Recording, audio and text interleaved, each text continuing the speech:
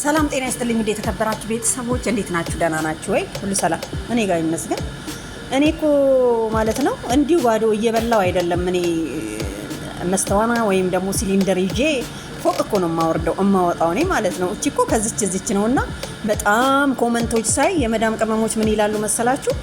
ልጅቷ ኪያር እየበላች ነው። ልጁ ኪያር እየበላች ለምን መስተዋናውን ከፍ ዝቅ አደረገች ብሎ ተገርሞ ነው ቪዲዮውን ያወጣው ማለት ነው።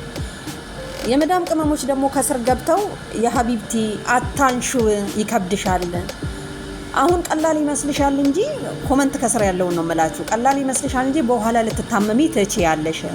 ግማሹ ደግሞ ባዶ ነው አለው፣ ቢኖረው እንደዚህ አታነሳም ይላሉ። እኔ የገረመኝ የልጁ አስተያየት። የመዳም ቅመሞች የዋህ ከምር እኛ እኮ ምንም አናውቅም።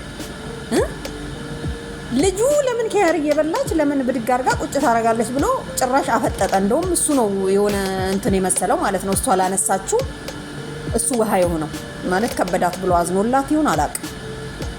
እና ቤተሰብ የመዳም ቅመሞች ምን ይላሉ?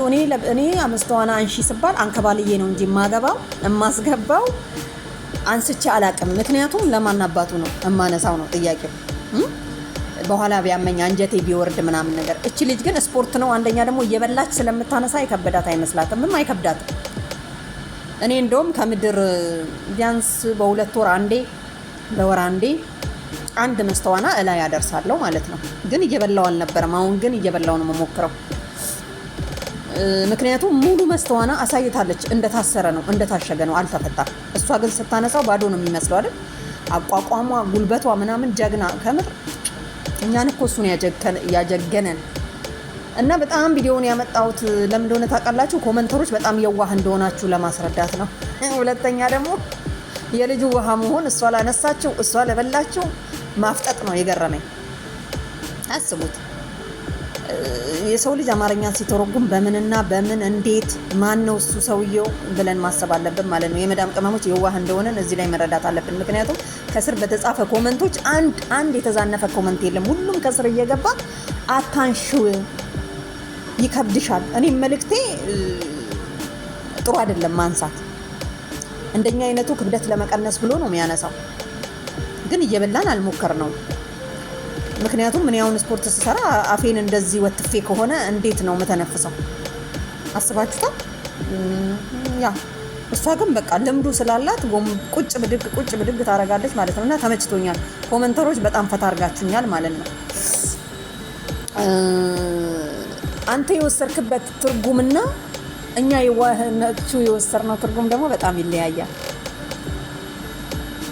እና ቤተሰብ እያንከባለላችሁ እንደሌሎቹ ማለት ነው እንደኛ እያንከባለላችሁ ወንተን በሉ እየበላችሁ እንኳን ጥሩ አይደለም።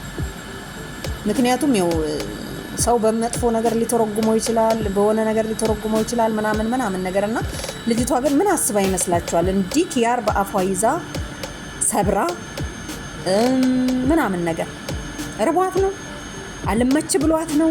ግን እንዴት ነው?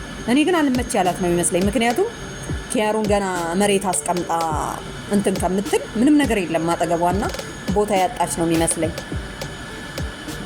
እና አንተ ግን ያመጣህበት ቪዲዮውን የሆነ ለየት ባለ ሀሳብ ለየት ባለ እንትን ምናምን ነገር ማለት ነው። ያው እኛ እኮ አንዳንድ ነገሮችን እኮ የመዳም ቅመሞች እንስላቸዋለን። ምን ሊል አስቦ ነው ይሄንን ቪዲዮ ያመጣው? አንደኛ በአንተ አመለካከት፣ ሁለተኛ በምተነፍሰው ትንፋሽ፣ ሶስተኛ በአቀማመጥ እና ምን ለማድረግ ነው? በቃ እኛ በራሳችን ሙድ ስለምንተዳደር የፈለግነውን ከማድረግ ማንንም አይከለክለንም ለማለት ነው። ለማንኛውም ባይ ሰግናለሁ።